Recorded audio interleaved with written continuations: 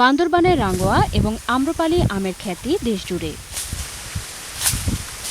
বসন্তের শুরুতে মুকুলে ভরে গিয়েছিল প্রত্যেকটি আমবাগান।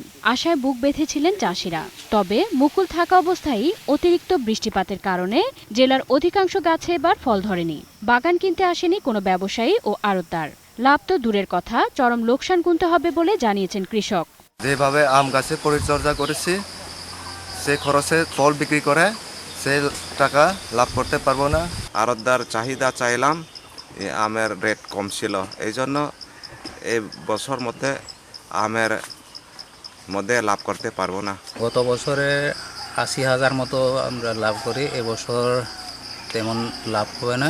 এবছর এখনো কোনো বিয়ারি আমাদের পাড়াতে আসতে দেখি নেই। গেল মৌসুমে জেলায় ৪,৫১৮ হেক্টর জমিতে ৭৬,৮০৬ মেট্রিক টন আম উৎপাদন হয়েছিল।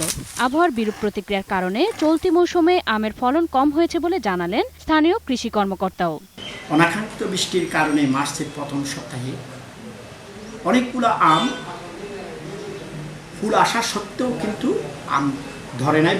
বান্দরবানে ৫,০০০ হেক্টর জমিতে রাঙ্গুয়া এবং আম্রপালি আমের বাগান রয়েছে। ডেস্ক রিপোর্ট, ২১শে টেলিভিশন।